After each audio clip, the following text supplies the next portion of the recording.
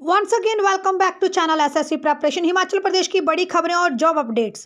पहले बात करते हैं ओपीएस की। तो पुरानी पेंशन योजना देने से पहले हिमाचल प्रदेश सरकार के मुख्यमंत्री सुखविंदर सिंह सुक्खू ने एक चिट्ठी केंद्र सरकार को लिखी है, जिसमें नई पेंशन योजना एनपीएस अंशदान के तहत संग्रह किए गए पैसे को वापस मांगा है। बुधवार को मुख्यमंत्री सुखविंदर सिंह सुक्खू ने कहा कि पेंशन धारकों को नियमित और सम्मानजनक पेंशन मिले, इसके लिए रूपरेखा तैयार की जा रही है।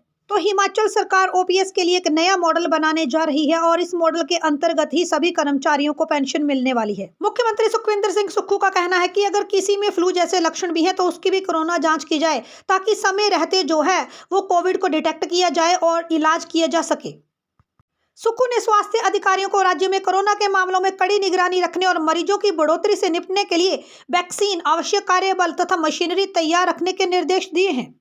Goa case updates. अदालत ने यह माना है कि सारे प्रकरण में यानी जीओए पेपर लीक के सारे प्रकरण में मुख्य रूप से आयोग की वरिष्ठ सहायक उमा आजाद और दलाल संजीव कुमार की मुख्य भूमिका रही है। इसके लिए इन दोनों को पुलिस हिरासत जबकि 4 अन्य आरोपियों को न्यायिक हिरासत में भेज दिया गया है। आयोग की वरिष्ठ सहायक उमा दलाल और कोचिंग संस्थान के संचालक संजीव कुमार को 31 दिसंबर तक पुलिस रिमांड में भेज दिया गया है। वहीं 4 अन्य सह आरोपियों को 10 जनवरी तक 14 दिन की न्यायिक हिरासत में भेजा गया है। सीएम सुक्खू का कहना है कि जीओए पेपर लीक दोषियों को बिल्कुल बख्शा नहीं जाएगा और हिमाचल प्रदेश में 60 दिनों के भीतर ही इस प्रक्रिया में पारदर्शिता लाएगी और जिन भी अभ्यर्थियों ने जो हजारों अभ्यर्थी पेपर का इंतजार कर रहे हैं, चाहे वो बिजली बोर्ड से संबंधित है, किसी भी विभाग से संबंधित है, इन सब के लिए पेपर की व्यवस्था जो है वो 60 दिनों के बाद की जाएगी। बात करें जेवीटी, टीजीटी, पीजीटी भर्तियों की, शिक्षा विभाग में होने वाली भर्तियों की, 4000 एनटीटी भर्तियों की। तो पहले एनटीटी भर्ती का ड्राफ्ट जो है वो कैबिनेट में आएगा। जो शिक्षा मंत्री नए नियुक्त होंगे वो इस ड्राफ्ट को देखेंगे, उसके बाद ही ये भर्ती आगे बढ़ पाएगी। इसके अलावा जो कि टीजीटी, पीजीटी के कमीशन का इंतजार कर रहे हैं, उनको भी इंतजार करना पड़ेगा। अभी तो कर्मचारी चयन आयोग ही निलंबित हुआ पड़ा है, तो ऐसे में इन भर्तियों में काफ़ी समय अब लग सकता है। नई सरकार पर्यावरण बचाओ, पेट्रोल डीजल बचाओ के ऊपर भी काम कर रही है। तो जो एचआरटीसी में घाटे वाले 1000 रूट हैं, इनके ऊपर चलने वाली बसें बंद हो जाएंगी, बड़ी बसें बंद हो जाएंगी और यहाँ पर जो है छोटे इलेक्ट्रॉनिक वाहन दौड़ेंगे। तो इलेक्ट्रॉनिक वाहन जो कि पर्यावरण हितैषी हैं, जिनके लिए पेट्रोल डीजल की आवश्यकता नहीं है, सरकार अब एक इको फ्रेंडली मॉडल भी हिमाचल को बनाने जा रही है। नई सरकार ने जल शक्ति विभाग में 2 नए सर्कलों समेत 32 दफ्तर बंद कर दिए हैं। प्रदेश सरकार ने अब तक 556 से ज्यादा विभागों और कार्यालयों को डिनोटिफाई किया है। कांग्रेस सरकार ने जल शक्ति विभाग के थुनाग और भवारना सर्कलों को बंद कर दिया है। सीएम सुक्खू बोले, निराश्रित महिलाओं, अनाथ और विशेष बच्चों के लिए खुलेंगे अत्याधुनिक एकीकृत संस्थान।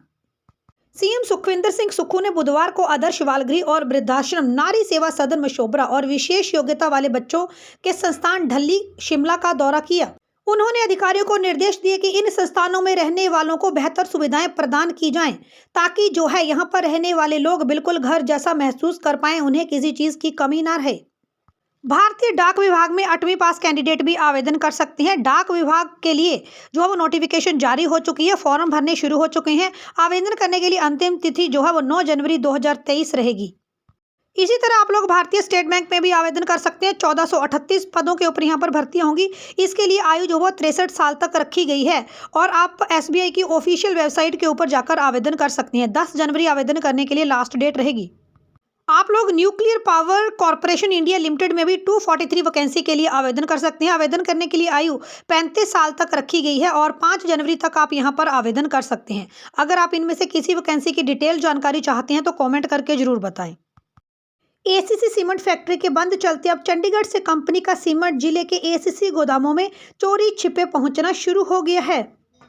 जिला ट्रक ऑपरेटर यूनियन और अदानी समूह के बीच माल भाड़े को लेकर चली खींचतान के चलते जिले में एसीसी और अंबुजा सीमेंट की आपूर्ति नहीं हो पा रही है।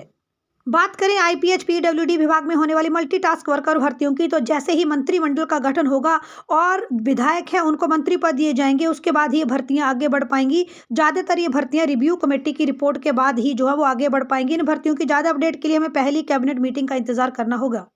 पैरा कुक, पैरा हेल्पर की वैकेंसीज जो कि फॉरेस्ट डिपार्टमेंट में भरी जा रही थी, ये भी अभी रिव्यू कमेटी इनको देख रही है। रिव्यू कमेटी की रिपोर्ट के बाद ही ये भर्तियों के लिए रिलेटेड कोई आगे अपडेट सामने आ पाएगा। मल्टीटास्क वर्कर जो हैं वो स्कूलों में कार्यरत हैं, पीडब्ल्यूडी विभाग में कार्यरत हैं, लेकिन अभी तक उनको सैलरी नहीं मिल पाई है। तो जैसे ही मंत्रिमंडल का गठन होगा, मंत्रिमंडल की बैठक होगी, उसमें ये सारे मुद्दे जाएंगे, उसके बाद ही आगे के अपडेट सामने आ पाएंगे। अगर रिजल्ट और इंटरव्यू से रिलेटेड कोई अपडेट सामने आएगा तो वो भी अपडेटेड वीडियो हम आपको प्रोवाइड करेंगे, लेकिन फिलहाल रिजल्ट और इंटरव्यू से रिलेटेड अपडेट सामने नहीं आ रहे हैं। आप लोग स्टेनो और कांस्टेबल की वैकेंसी के लिए सीआरपीएफ में आवेदन कर सकते हैं। +2 पास कैंडिडेट आवेदन कर सकते हैं। डिटेल वीडियो का लिंक मैंने डिस्क्रिप्शन बॉक्स में प्रोवाइड कर दिया है। हमारे आप official website SSC job finder को ज़्यादा वैकेंसी की डिटेल के लिए विजिट करें। Please show support, like share, subscribe to our channel for more updates. Thanks for watching.